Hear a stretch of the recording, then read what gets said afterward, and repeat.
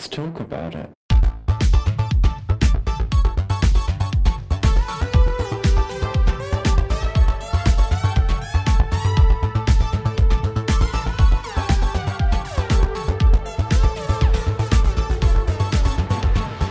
Hello and welcome back to Thicc Radio, the podcast where we talk about gaining, feedism, and everything in their orbit.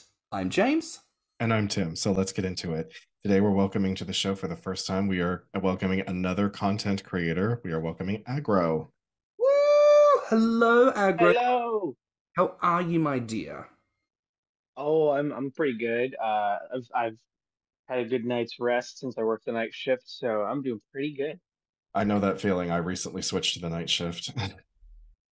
Yeah, night shift can be absolutely rough, but look, we're so absolutely delighted to have you here. For listeners who've not come across Aggroh before, Aggroh, also known as aggr0h, also known as aggr0h, absolutely fabulous content creator running just a little program called The Juicing Room, which, if y'all have not tuned in, is, as we're going to discuss, another fabulous podcast adjacent to what we do within the community spaces. And really, that's what we're going to be covering today. So, Aggroh, baby, you ready to get into it? Absolutely. Yes, I am.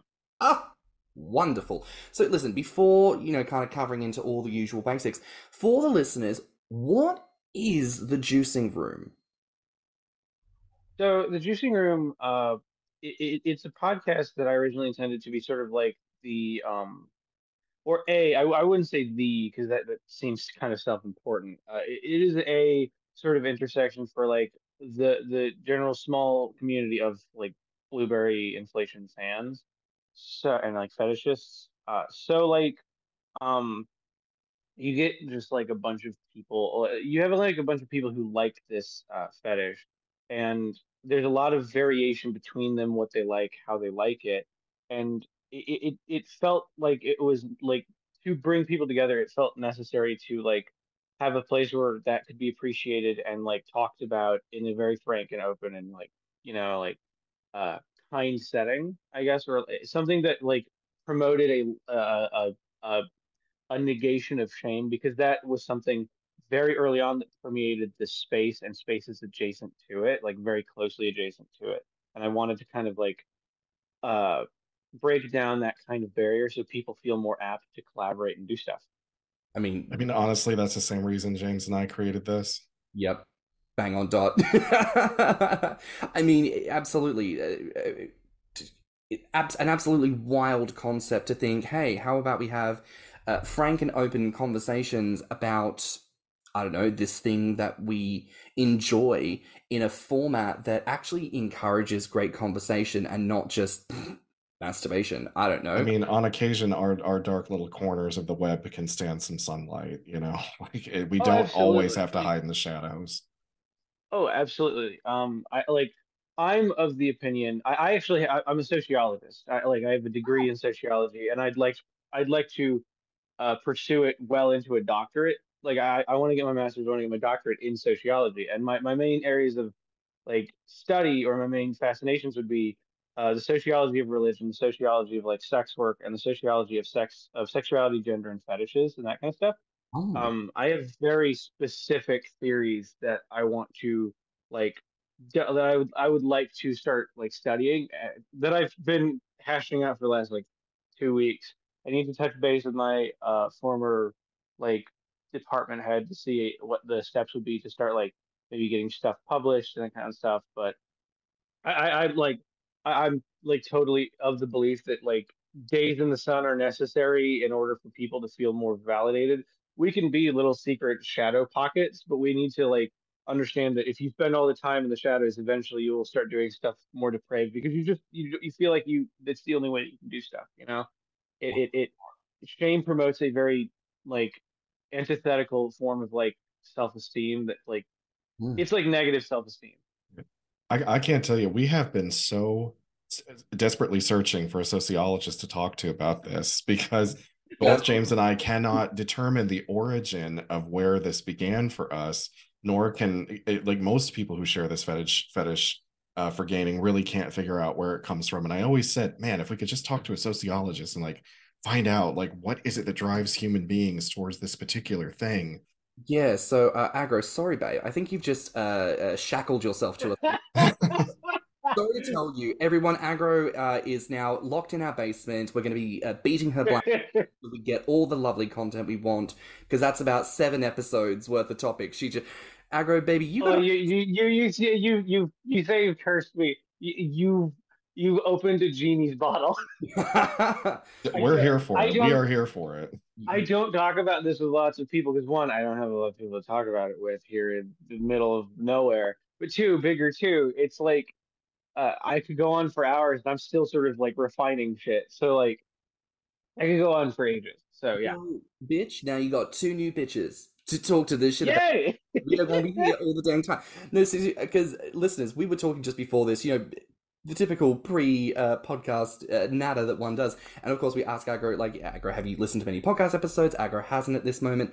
But baby, when I tell you that you just came out here and gave us like your little intro spiel, and we're just out here like, well, she's got the back catalog covered. Like this is our whole jam, and it's our jam and it's our chutney too. So listen, this is fabulous, honestly. And like Tim was saying, we are always looking for people who can have these conversations, because this is what we are missing.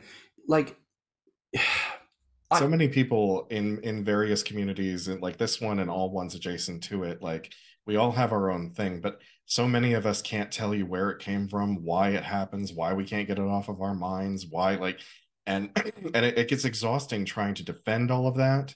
So I've always wanted to like have someone in the scientific community who has studied, the progression of human society and culture, validate the fact that we are not weird for liking what we like. Oh no, absolutely.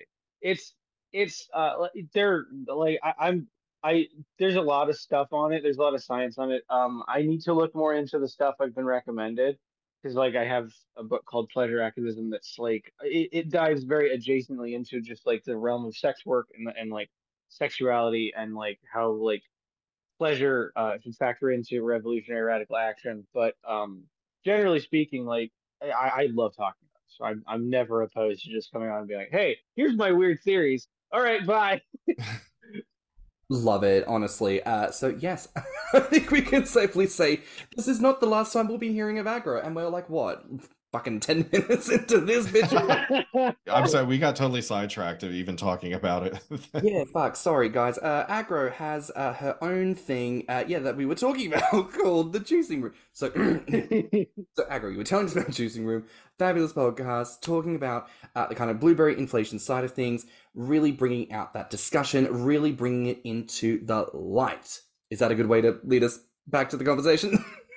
Oh, that's totally fair. Like I can get back to it when I like no matter what. But yeah, that's what I do. I run it with Sassy Viper, and it's just it's been a fun ride, honestly. Fabulous. I love to hear that. So, what inspired you to start the podcast in the first place?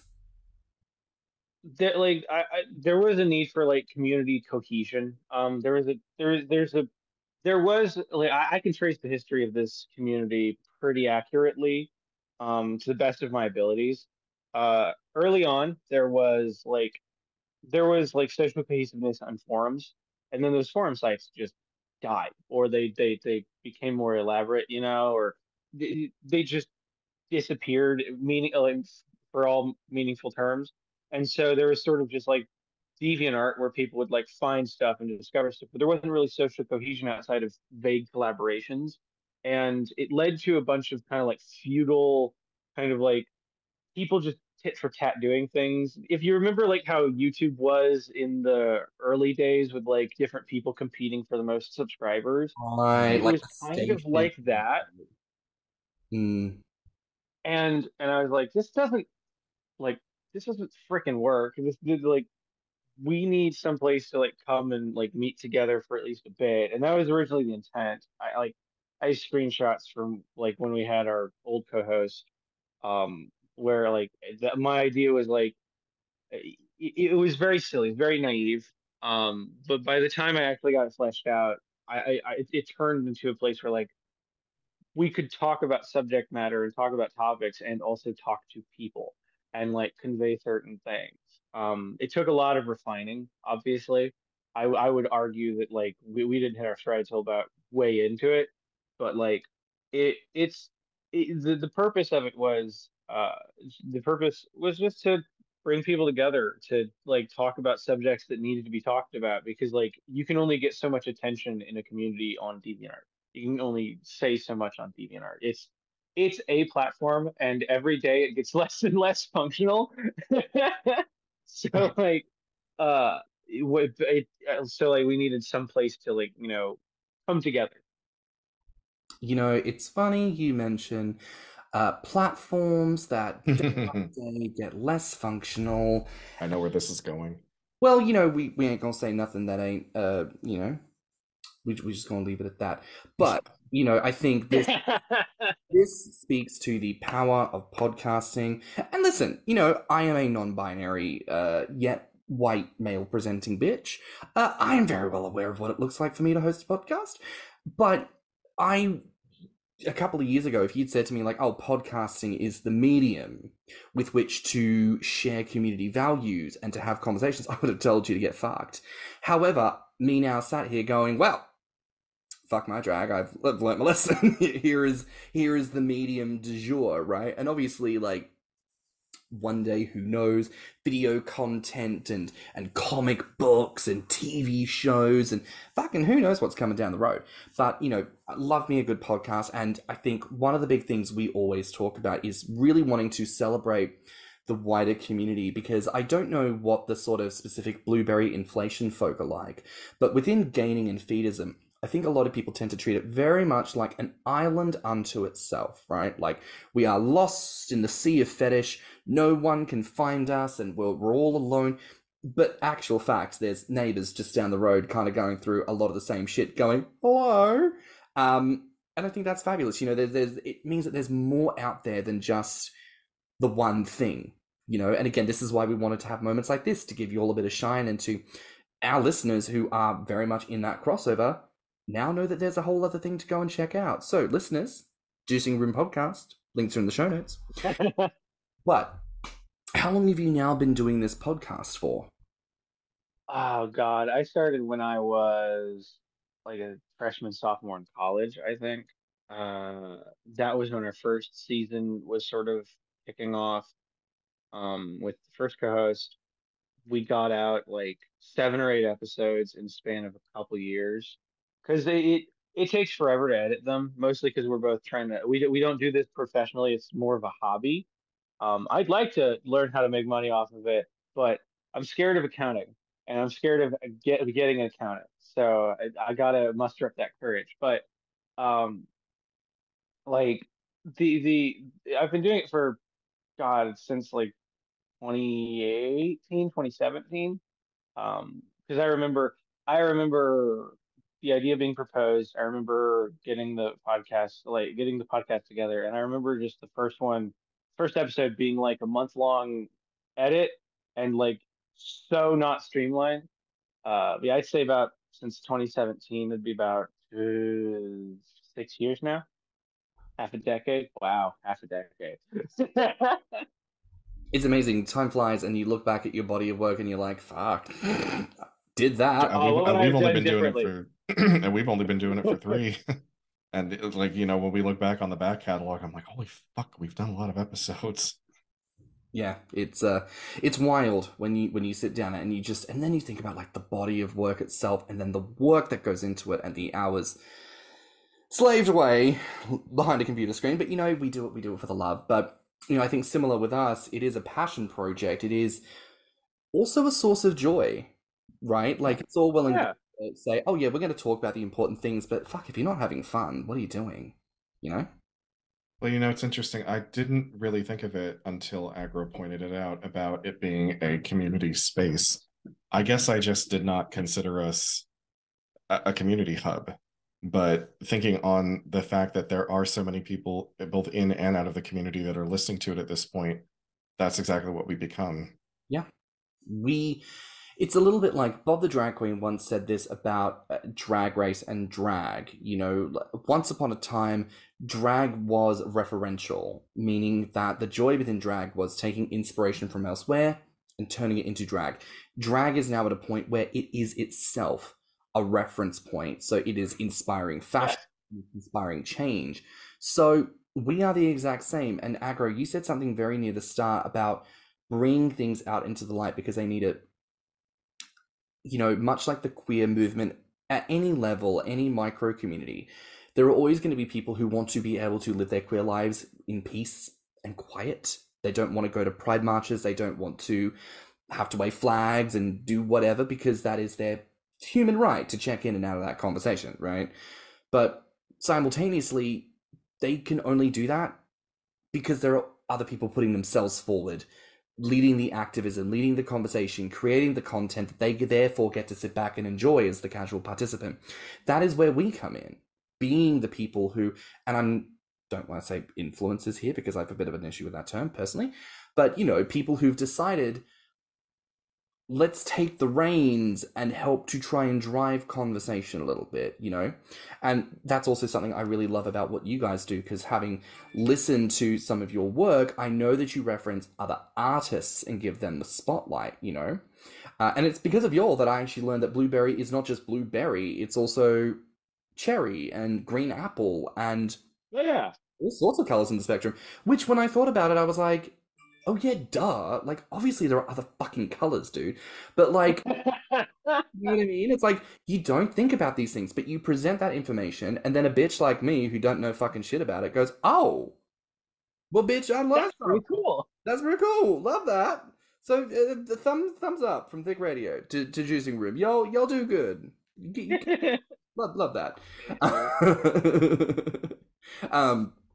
Now, I know you mentioned before, like, response had took a bit of time, but what has that response been like from your community? I think it's been mostly positive. I think there has been a genuine like community-wide shift in power and in how people convey things. Because when things migrated from like DeviantArt to Discord and more like Discord hubs, because that is what happened to my knowledge. It migrated to like different spaces. Like there was a need for like ways to interact and ways to engage more, and so like the response has generally been positive. I think, it's like to the best of my estimate, it's been positive. It's been kind of cool. People have been like, wow, this actually helped, like this actually helped me feel like very normal about it, like very like they people like the best way I can describe it is people stop treating it radioactively in Yeah. themselves. They stop treating it like something they shouldn't acknowledge, and it has emboldened people to like think more critically about how they treat what they like and engage with other people more.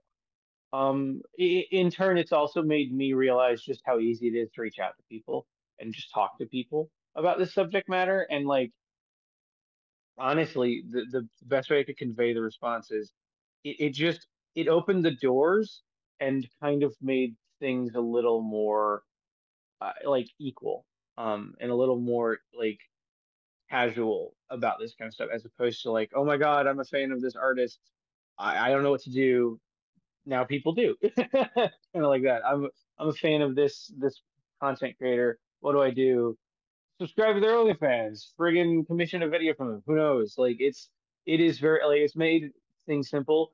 I will say another priority I didn't list in my original thing that kind of like dovetails into this is I wanted to like get like content creators on like sex workers and like just talk to them about their process so people would stop pirating their content and like humanize them, and then also like to give people an idea of what it's like to make content and how to get in contact with them and like get stuff they want as opposed to just because there's a problem with all communities with people just going like, why don't we get what we want? And like, Because you well, don't ask for it yeah, or you don't pay for it. you don't. We can't read your mind. Like, contrary to popular belief, women cannot read people's minds. And you know what? Even if But I would read your mind filthy. You better put that away. You, I, like, ugh. the response has been mostly positive. It's opened the doors for a lot of people, I think, and is it both in terms of me and like Sassy and like people who listen and just stuff they want to do. There have been people who are like, I'm not sure I want this. Those are the people who tend to be like, I'd like to live my quiet little kinky life in the shadows. And like, that's fine. Just don't be crazy. Don't try and hurt me. Yeah, it's a big request there, actually, Aggroh. How dare you even consider asking people not to be crazy at you? That's absolutely wild. Oh, you have no idea. You have Well, no fucking idea. well, and unfortunately, and I think this really comes back to, something we're really passionate about with this, right? Because there have been other podcasts that have come before, and there are other projects that people have done, and none of them have ever necessarily been hosted in such an official capacity, right? Like Yeah, one yeah, previous podcast, it was exclusively on Tumblr, and that's fine. But this is being distributed on a podcast network, which means yes. this comes under the category of sex and sexuality, which for some reason comes under health and fitness. Ironically, we're talking about. You know what? I don't get rhyme or reason for categorization anyways. So it's So makes sense, but it's just like it barely makes sense. I know. So it's a low key goal of mine. I would absolutely love us as a fat fuck podcast to win it, like, in the health Under and fitness fucking category. fitness. Just to fucking shove it in their faces, like, you can eat it, and that's cake, so it's gonna taste fucking good too, bitch. Um, but like, something we're really passionate about is the visibility. So it's like for Tim and I, we have these public profiles with our faces on it, and when we do the TikToks, for example, we use the video of like Tim and myself, but we're on TikTok, and it's like it's the intention of saying, here are two human beings with faces. We are identifiable. We're not afraid to put ourselves forward to be seen, because the only reason the world has any success in putting us down is because people refuse to be seen. And as I said before, it's not the responsibility of every other person or even most people to have to do that. But it's kind of the obvious point, right? Like, things will not change unless you change your approach, unless you do things differently. And when you Yeah, things like the leather community and you look at other aspects of the kink community, I mean, ABDL is a huge one that I've seen, and PUP, where it's like people taking off the hoods or people wearing diapers walking about, where it's like, this is me. You don't yeah. I like. saw some. I saw some like pup play people at Pride. Like it's the visibility is like key. You know, if you don't see it, if you don't see it, you don't think it exists. You don't see the numbers. It doesn't exist to you. Yeah. It's just part of human nature. 100%. So, listen, I just think that's what it comes down to when I look at your podcast, when I look at ours. It's like just putting yourself fucking out there as like, put just the point of reference. Hello, my name is Aggroh, and I did this. You can talk to me. I exist.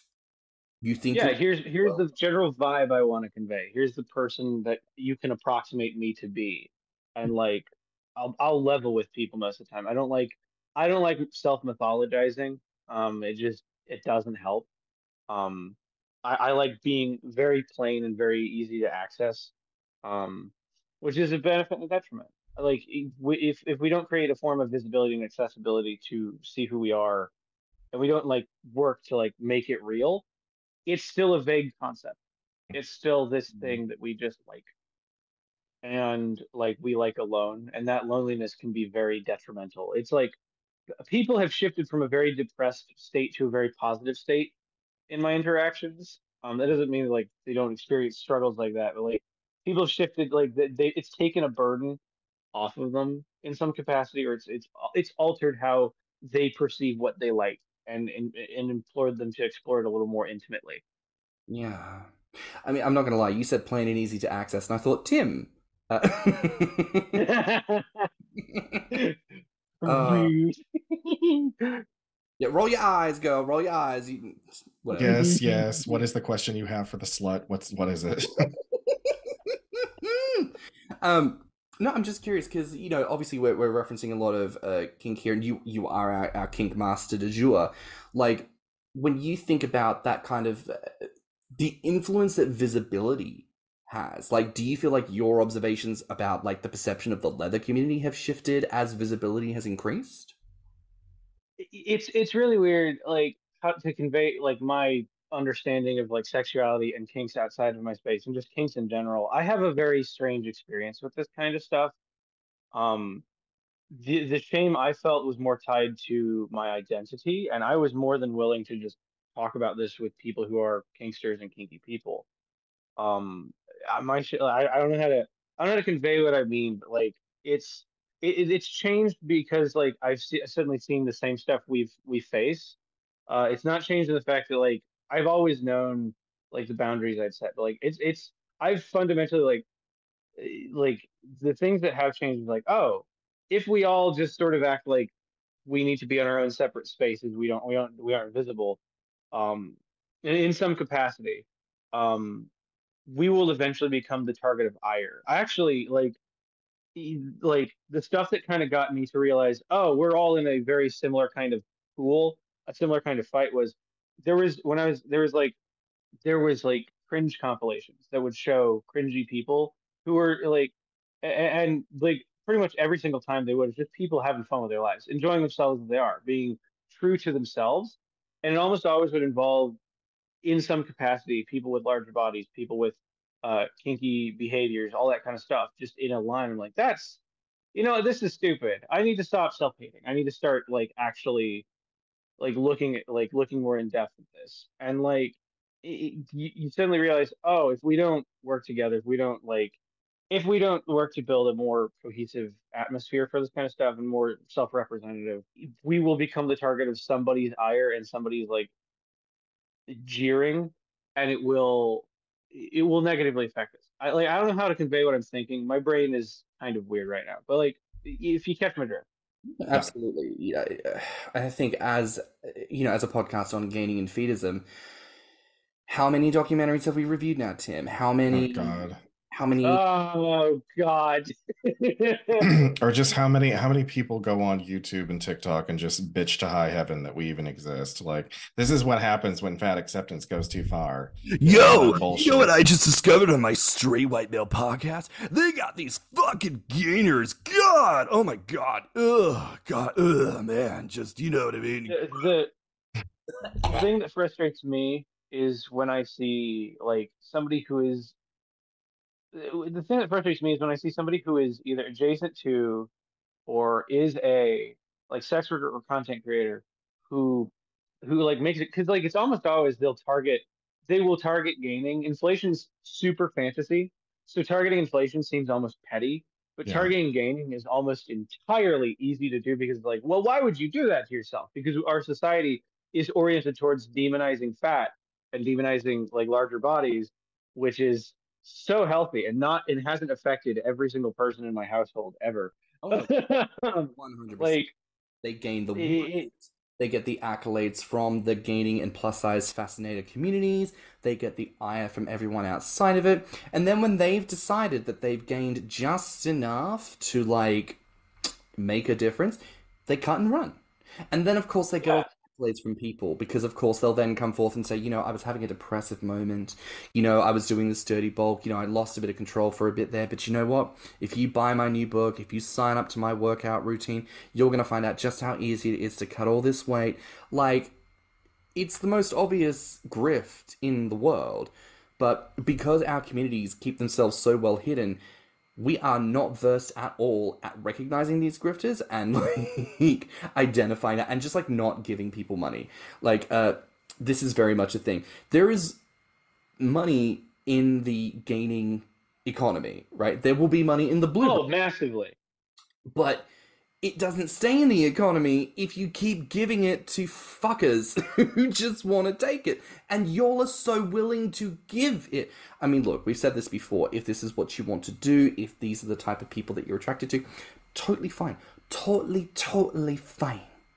But what do every sex worker and content creator come back with? You're like me so much. You are starting to cross boundaries because you don't just want the sex, you want a connection. So let's be frank here. When you are chasing after these straight men, these fake gainers, you're not just going after them because you like the fantasy, you're going after them because you want a connection. And baby, you will never have a connection with these men. These men could not care less. What was that meme on Tumblr years and years ago of the crow? And it's like, I would sell you to Satan for one corn chip. And I saw something similar, but in a completely different capacity. I'm obviously very early in my transition, and so like I've been following a lot of like trans people, especially someone in my area, like on Twitter, and like she was making commentary.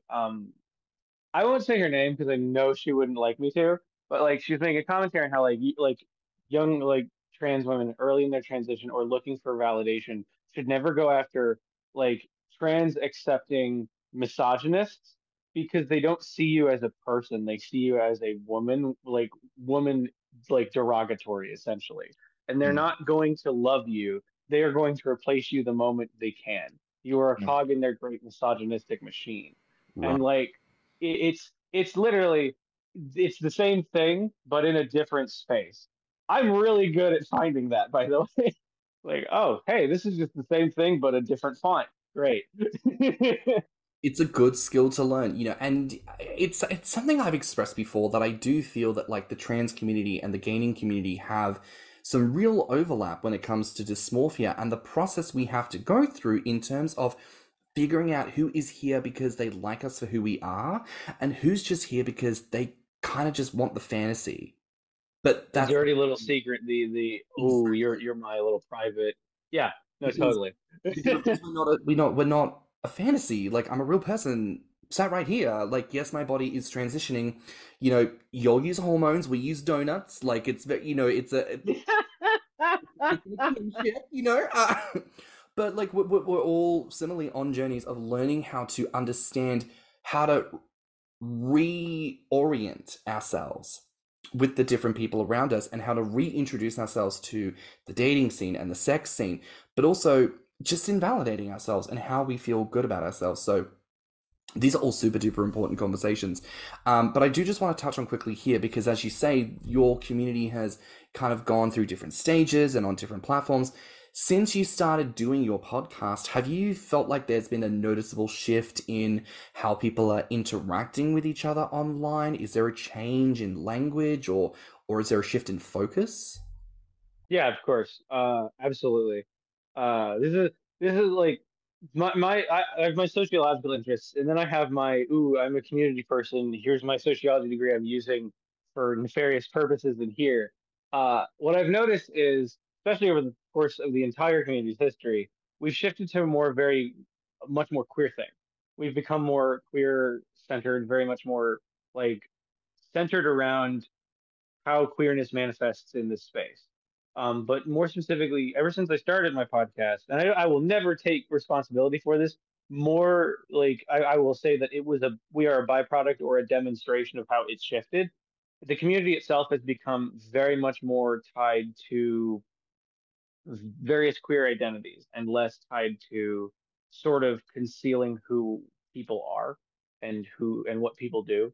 Like so for example, before my podcast, before like things started, before the great migration from DeviantArt to Twitter and to Discord, before all that stuff happened, the community itself was very not like queer-ish. It had dimensions of sapphicness, and then there's the gay and like masculine side of the community, which is entirely separate for some reason in a lot of people's eyes.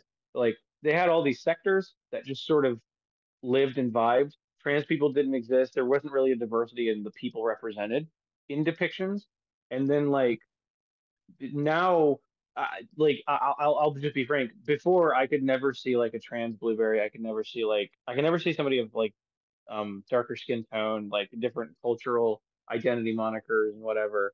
Like I couldn't see any of that stuff because it's just like, oh, it's either the bog standard, here's white, here's possibly a black person, here's Asian, all that kind of stuff. It's all vague. It's all like not somebody like reclaiming their identity through these things or like celebrating people's diversity through these spaces. It was quite literally just the difference between like fetishization and like looking at self and celebrating or looking at like being creative with this thing. Like people have become more queer, more unapologetically so. Like blueberry inflation especially, I've met like several people who are like, yeah, no, this helped me figure out I was trans. And like that was something I found very fascinating. Like it just became a very much more queer space and much more queer accepting and much more open to people being that way. And it's like there's always been that dimension there, but it was more fetishized and less like self voluntary and much and less like it's the difference between like the male gaze as we call it or like the straightness of it of all and of it all and then like actual queer productions, actual queer content and construction. Mm. I mean, I think we can argue there's a similar evolution within a lot of gaining art. You know, one of the most classic examples is, of course, Warren Davis, who basically it was just Fat Tom of Finland, which I ain't complaining, it was hot as fuck. You know, that was my discovery at a very, very young age, as happened to all of us. Let's not be judgy about that, people. Well, not all of us. Some of us didn't have the internet. You all, bitch. You was looking at fatties on stone tablets, bitch. I had to look at my classmates. Hey, we've been doing that since 10,000 BC. Yeah. It's the Venus. No, it's the true path. It's the one way. Amen. Hallelujah. But you know, we've certainly seen that evolution within gaining art because you know that art style is of course very black and white line art with very light shading, but it can basically be assumed that most of those characters were Caucasian. But over the years, you certainly see that evolution where artists are really being pushed to represent in their commissions and in their displays, you know, multiple representations, both of size, of shape, age, race, even ability to an extent. You know, Bill Newdart is one that really comes to mind because they create a number of commissions for people who are wheelchair users and, you know, sans certain limbs. So, you know, there are fabulous examples of like inclusive art and inclusive gaining art, inclusive blueberry and inflation art. We just got to lift them up, get the commissions and talk about the people, you know? So like, I love knowing that, you know, that shift is occurring, not just in one space, but in multiple, right? That's fabulous. Now, I do want to ask here, you said before you hadn't listened to these episodes. We did a special for the 50th anniversary of Charlie and the Chocolate Factory, right? So for this, we did a watch of the film, and when we recorded the episode, we started theorizing that blueberry kink, at least in the way that we see it kind of like drawn out, right, is just blue-colored brat taming. Because, like, there's a sassy bitch who's like, ooh, there's a pie, I'm gonna eat it. And someone's like, no, you shouldn't eat the pie. And then they eat the pie, and they're like, well, I ate the pie, what are you gonna do now, bitch? And then the punishment is obviously they turn into a big fucking blueberry. And it's like... It's consequences, yeah. Like, so what are your thoughts on that? I would like, given, like, this is the one thing me and Sassy, but like, Sassy had like an actual addition to. So like, and we both kind of come away with the same things, but in different capacities. Because Sassy is fascinated by how blueberry is sort of an amalgamation of several kinks. It kind of naturally culminated out of those things. To sort of like, to sort of paraphrase what she said, like the thing that she finds remarkable about it, the thing that kind of makes it unique is it is a Frankenstein of a bunch of different kinks. Like there's weight gain, there's breast expansion, there's inflation transformation, there's bondage elements, there's like yes, there's even brat taming, but like it's very flexible and I agree with her in that capacity because like blueberry inflation for a lot of people can be brat taming. But for a lot of people, it can also be a proxy for conveyance of like of identity and how they've navigated the self. Like it can be, in my case, it is a reclamation of like, in my case specifically, I used to think I was very tame and that like that where I was very like quiet. For me, it's more of a philosophy of like reclaiming boisterousness I didn't allow myself because I coded it as a feminine thing and therefore I couldn't have it as a man as a person who like who struggle with gender identity. There are like the historical like dimension of it.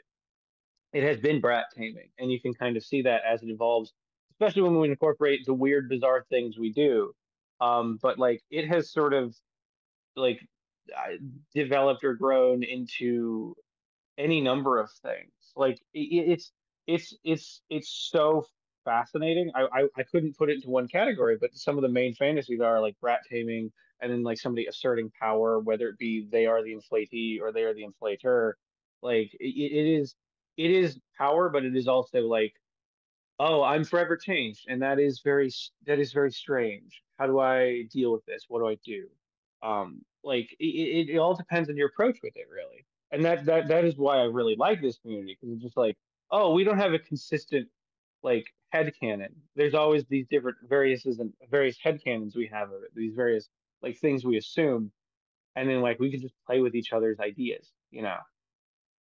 To your knowledge, did the blueberry fetish exist before at least the inception of the book? Because I know the film was kind of the jumping off point for so many people, but like the book came first. Do you know of any other instances of specific blueberry inflation prior to that? To my knowledge, no. The and I have sort of like a theory that like a lot of kinks didn't manifest until like certain things happened, because like they otherwise wouldn't.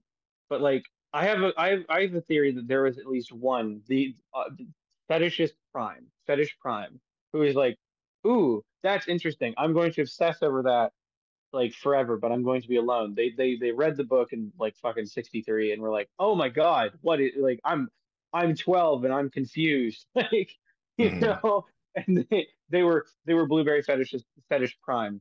Don't know who they are, don't know where they went. But they most likely evolved into somebody who liked weight gain, who liked the changes of the body, and maybe who evolved into something like bondage, because that was the best approximation of how to convey the fantasy they had. Like that was who they could be. Gotcha. The most likely main people, like the first actual fetishists that coalesced, came out of fandom for the 1971 movie, coming together for like online spaces. And it was like there was like XBlue is the forum I'm thinking of. I never knew about it, but I knew people who were on it. So like there was no, prior to like I want to say 1980, prior to like 1980 something, there wasn't that, like, because it just couldn't exist. Hmm. Like it required autistic fixation like mine, and we're not that frequent. We're common. We're not frequent, and we often get fixated on other things. And like when you look at the 70s and what people would fixate on, yeah, no, Hmm.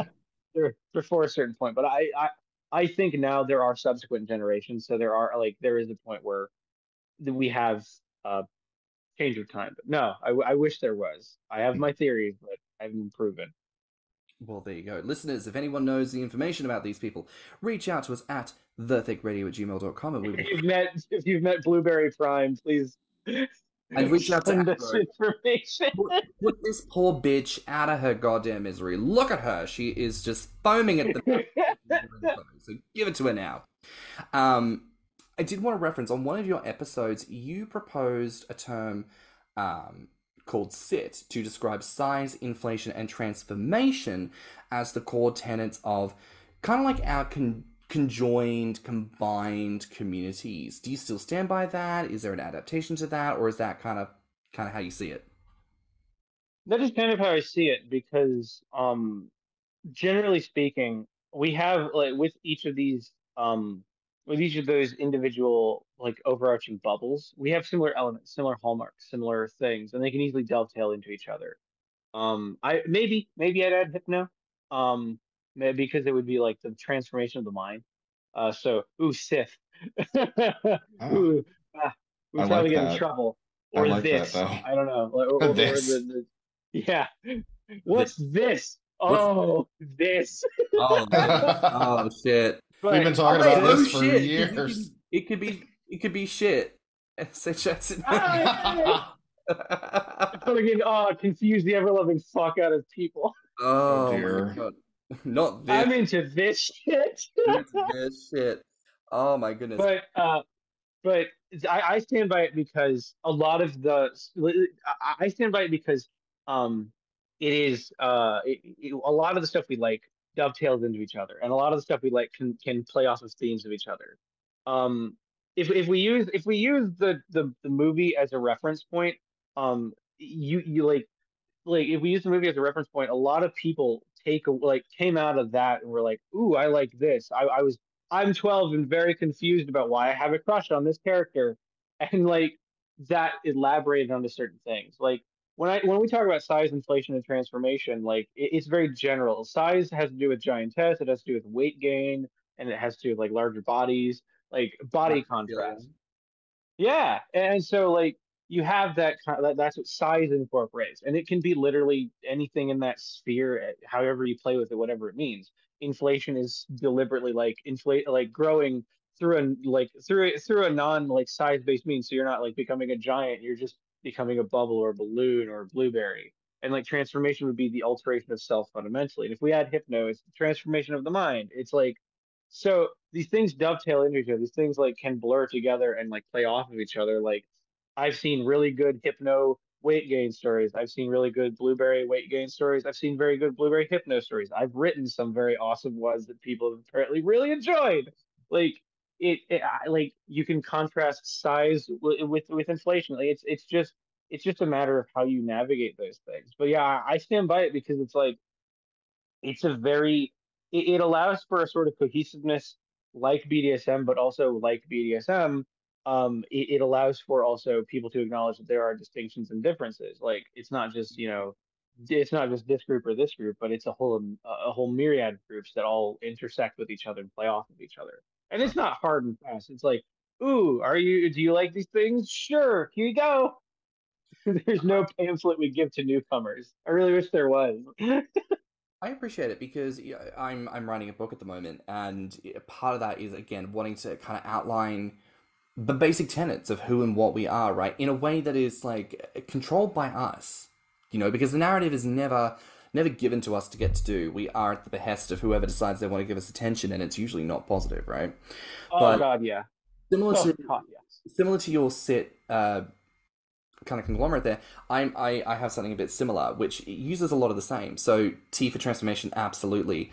For me, I think the others are mass, being specifically fat and or muscle. So sort of like the actual physical, tangible Yes. stack that we're all kind of into. And then the final part of that for me, I would say, is the feeding element, because Yeah. the biggest, I think, divide between the gaining and feedist communities is the kind of major focus on feeding. That does exist within gaining, and a lot of gainers seek feeders, and feeding is very highly celebrated, but gaining is otherwise a more or less solo journey, right? Like you just kind of do it by yourself. Whereas on the feedist side of things, it's more a requirement. People are looking for partners to specifically engage in feedism. There are a lot of thinner people on that side of the spectrum who won't gain weight until they find their feeder partner, or vice versa. So it's just really Yes. to kind of compare and contrast. But I think how you define and how we define, again, very, very similar. And I wonder if like the future for our communities, like as a bigger spectrum, is we'll come up with our own variation of LGBTQIA2S XPSS 2 plus whatever It's gonna be a long ass anagram. whatever that whole anagram gonna be, girl. Or is that right? The Anagram? Acronym. that'll Sorry. definitely dovetail into some of my social theories. I won't get into them too much, but like No, we'll save it um for the sociology episode. We're gonna wrangle you oh back, yeah, girl. We can that, you that definitely gets into that kind of stuff because I absolutely think about that a lot. love it. When your job is walking around in a dark building forever and you run out of podcasts, you end up having a lot of time to think, you know. It's Yeah, just I'm a lot of the same. Um, Back to your podcast for a brief second. I am curious to know more on the technical side of things. Like, have you encountered many challenges with production, like reception from listeners, or like specifically tech-based things? Have there been any challenges? it's not an episode if we don't have one. It's not an episode if we don't have one. If it goes smoothly, something fucked up and we didn't find out. That's that is my that is my main axiom. Craig is reliable, but also he just falls apart every once in a while with a little bot guy. Like I love little bot. He records so well, but also like if we didn't have Audacity recording me and Sassy's stuff, we would have we'd be more embarrassed. We have had like we have had entire interviews possibly go south if we didn't have people recording with Audacity. I've considered using the Spotify podcasting app we have just to record because it has recording space, just because it's easier and probably guarantees that people will be there.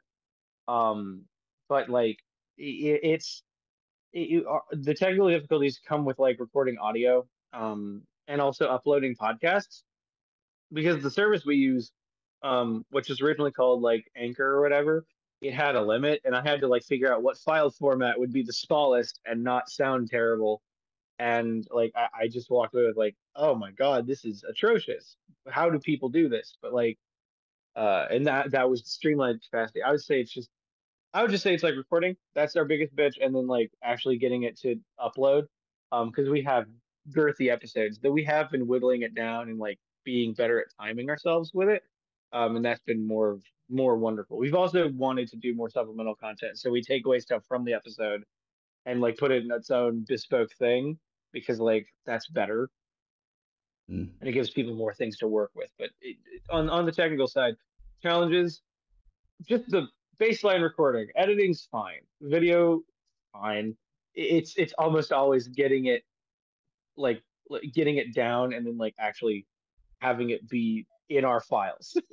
Yeah, I would say ours is a little bit of the same sort of thing. I mean, because we record over Zoom. Zoom's very reliable in that sense. I record it directly to my computer, so the moment it sends, it's all there, ready to go. But certainly kind of like working out the nitty gritty about what you want as kind of like the back set. Like I say this to Tim all the time. We'll have to have these conversations where it's like, we need a talk shop and we just have to sit down with each other and just not talk for like 3 hours while we do some writing or do some conversing about like the fucking hex code of the color on a website. Because like, that's just what you do. Like you have to sit down and work through whatever the technical melange is, right? So honestly, Oh, absolutely. highly relatable. We do have a listener question, by the way, to throw in here. Yes. What is the most important thing you've learned from doing the show? I have an episode. I have an answer that can be posted publicly, and then I have an answer I will tell after we're done with the interview. Oh, we look forward to that. It's always the post Scandal. that the listeners never get to hear. That's always like, Yeah, no, like, my favorite kind of shit is behind the scenes bullshit. But like, amen. the thing I've learned is the thing I've learned is never consider yourself too small. Like that people can't reach out, that just somebody's too big of a celebrity. Because in the time I have had my podcast and I've been like, I will never interact with this person. I will never talk to them. They're just too big. They're too cool. They're too nice. They are out of my reach, even with my ballsy ass. Like, like I want somebody like never ever assume that you're unable to interact with somebody because the possibility is always there. I've had instances where I've just been like, where I've been sitting with Sassy and I've been like, it'd be really cool if we got this person. Like, and it's like, and like she's like, yeah, it would be. And then like a week later, she's like, well, turns out somebody's been like really nice and like talking to, like they commissioned me or whatever, and like the interview would be possible. Like that's how we got like one of our most recent interview people. Like I got to interview Faye DK, a content creator who does inflation stuff, but also like for a friend, but also like produces giant test content mostly. I got to interview her because like I was friends with her and we became friends because of a shit situation that kind of happened, and like it was very interesting to see. Like we just kind of like we had a hiccup happen, and like both of us started talking after like I commissioned a video from her, and then like we got to the interview and we just like did stuff, and like like I was like I never thought I could do that, and like the thing I've learned very aptly, the more safe thing is always assume that it is possible until it is not. Always assume that the person is willing to talk unless they're not. Um, Mm, because yeah. uh, you never know who's like who's you never know how much people want to talk to you until they say, oh yeah, actually I really enjoyed admire your stuff. And I'm like, oh great. Oh no. Oh no, Why me? I'm a little gremlin. oh no, totally get it. Totally get it. I think we've certainly had that experience of, there are people in the community, you're aware of them, you haven't necessarily talked to them, and we do this pod, and I don't necessarily post about it on my personal socials because that's what the Thicc Radio Instagram is for, to flog ourselves there. And then, you sort of see people and then you end up chatting to them and then they go, oh my gosh, I really like the podcast. And you go, oh, I didn't know you listened. This is really cool. It's very, very true. You never know who's listening and you never know, much like you were saying before, you never know who you're having an impact on. So, Tim, you and I were having this conversation. It's it is learning to understand that, again, I don't like the term influencer, but by virtue of doing what we do, there is an influence that is made of other people, which I can't deny any longer. Yeah, I have a question for you. What's your hesitation about the term influencer? Because I want to understand it because I get the same feeling. Okay. I don't like calling myself a content creator. I don't create content. I put 2-hour-long episodes on the internet. That's not content. That's tedium. So I'd like to know your perspective on it. For me, the hesitation with the word, it really comes down to just how I think the wider populace use it. Absolutely. An influencer to me is a little shit fuck on YouTube who is honor bound to doing problematic things and then sobbing and being like, you guys, I never thought I was going to have to make this video. I woke up this morning. The fake TV, the fucking Kevin MacLeod music or the fan going on in the background, the stark silence. I know. Yeah, that's the difference between. They're not all Shane Dawson. No, I know. I'm just saying. No, but see, that's the difference between a content creator and an influencer in my brain. An influencer knows the power they wield, and that's why they make their own brands. That's why they make their own stuff. Whereas a content creator make stuff to make stuff. They post apology videos and they post annoying, terrible stuff. They pull a Logan Paul and they so that kind of stuff. Interesting. So for you, influencer is a much more positive connotation. Yeah, because and even then it's more just neutral. Because I would argue that I would argue that those terms were invented to add a lack of legitness to this. We're just producers. Yeah, that's what we do. We produce shit. Yes, I'll take that. I am a producer. We're just producers. I produce good shit. You'll listen to this. It's or production companies or production groups. Because my mainstay podcasts have been Rooster Teeth podcasts and the stuff that Tom Scott puts out, the guy who made Asdif movie. He's a production guy as well. Dean is very well aware of Tom Scott. I fucking love Tommy. He's great. I shouldn't call him Tommy. That's really weird. I'm sorry, Tommy. I found out through a friend that apparently he lives in the same area as me. So every time I'm in my there is a small, very slim chance. Yeah. So every time in my local town center, I'm just looking around hello, Tom Scott. Listen, I want to visit the UK to go to an MCM to just say hi to him, and then I will have nothing else to do because he's been one of my favorite people because he's very down to earth and he's very plain about production and its hiccups, and so we're just producers. That's all we are, and there's no specialized term for it. It's not new. We're just producers, and we have influence, and as a producer we have connections. We can make connections and we should make connections. When you stop thinking about it as oh, I'm a new thing that's come about, you're oh, I'm just a producer, I can talk to people. You're oh, okay. My brand of humor, my brand of persona is built off of Tom Scott, and then there's a guy at Rooster Teeth named Eric Baddour, who is the producer, and he deals with so much, and my job is that is how I position myself. Is I'm I gotta deal with all these different things, and that's awesome, but also that's overwhelming, and I'm just a little rat man. That's how he portrays himself. I can appreciate that. I'm just a gremlin girl. I can only handle so much. Give I the have gremlin one wrench girl, and thousands of gears. give the gremlin girl exactly what she can handle. That would be lovely. Yes. Though I do want to ask, like, what is like in your mind's eye? What is kind of like the next big thing you want to achieve with Juicing Room? I won't give too much away because it's we're in the very early stages, and I there is a very real risk that there is somebody who will hear that I'm on here, maybe listen to this and steal my ideas. Like there's a very real risk. Oh no, I get it. Um, I get it. So we'll just and it's not, and I'm not saying like in general. There is a specific person I'm thinking of. oh But yeah. we'd like to.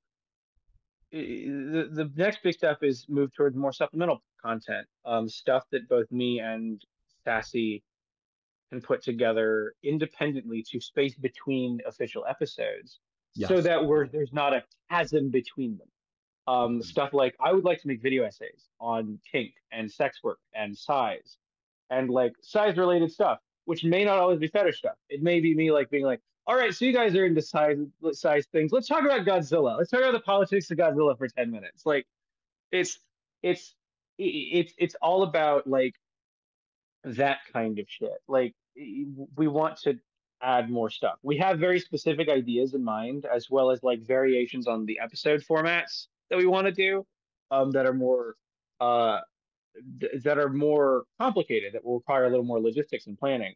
Um, but we have things in mind, and those things are very specific. And like we just like to do more supplemental content so that people can like engage more, and we can build more of a following, and it's more interesting to watch than just like the podcast itself because I love it, but I also want to make videos.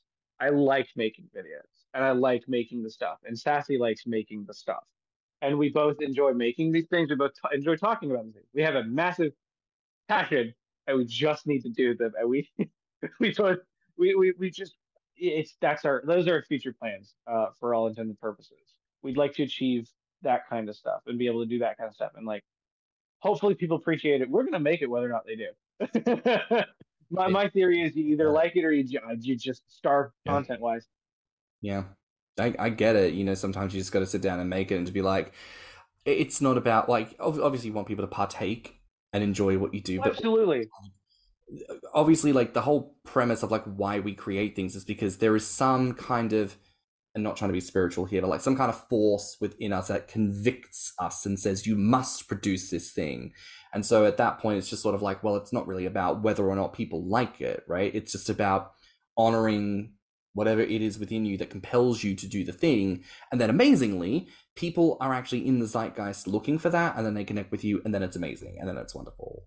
Absolutely. But I do have one final question for you, my dear, before we wrap things up for today. What... Oh, sorry. Where'd that go? If you could make one request of our listeners, what would it be? Honestly, never hesitate to just reach out to somebody who makes stuff. Never hesitate to like propose, like to just talk to them. To talk to like obviously the hosts here and like people they bring on.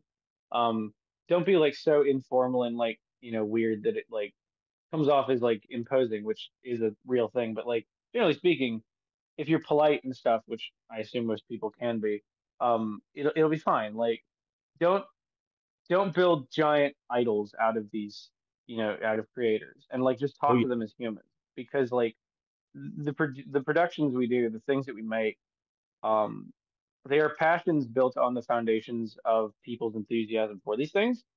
And if you keep hesitating, you'll never know like you'll never get to realize or take steps to realize what you have in mind. My biggest like request is just never hesitate to talk more. If you are like, I want to talk to this person, just talk to them. Like there are worse things than them saying no or being mad at you. But like there like truly there are, and like no one really thinks of them. But like the best thing you can do is say like, "Hi, I like your stuff. Let's talk about this for like 5 minutes." Because that's how some of my best friendships have started. That's how some of the most meaningful relationships I have in my life have started. Like that's how, like especially in this community, like that's how like friendships I lost and then regained like happened. I like it is just passion and people's desire to be passionate for those things and for those reasons. Like if I had one request, just don't hesitate.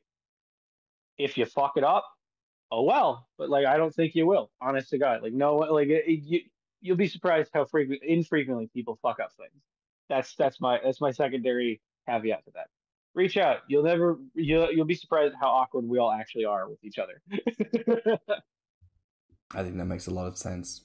I think that's a great request. I think that's a wonderful place to finish up this week's episode. Aggroh, thank you, baby, so Anytime.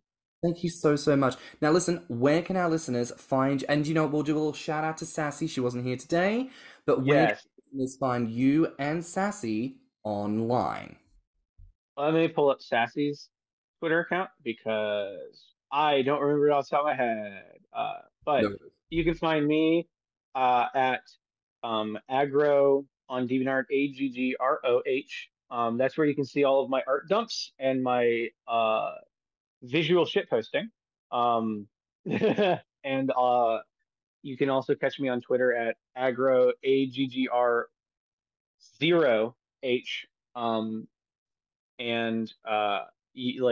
There I post a lot of very long threads about not everything, but a lot of things, some of which are just me dumping thoughts at 3 a.m.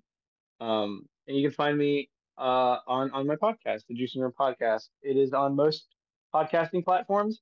I made sure to check. I made sure to check for that. We are on most podcasting platforms. You can find us at Google. You can find us at Spotify. You can find us on I think FM. I don't know what it's called. Wait, you can find us on a lot of platforms.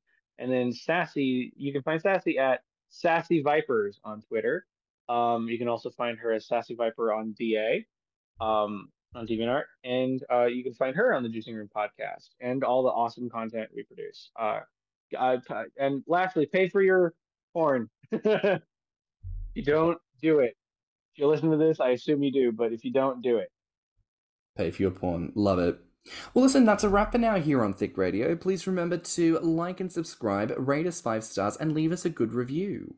Now, if you liked this episode, the podcast, or just us in general, share it with your friends and encourage them to tune in. You can find me on Instagram, BeefyFrat and Stuffin' Show at stannnum.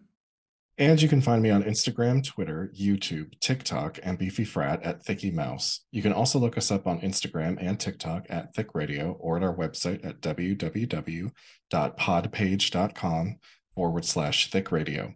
If you want to submit a voice note, you can find the link in the show notes. And if you have any questions or ideas for episodes, you can reach us at thiccradio@gmail.com. So until next time, bye, Fats. Bye, Fats. Bye, Fats. Let's talk about it.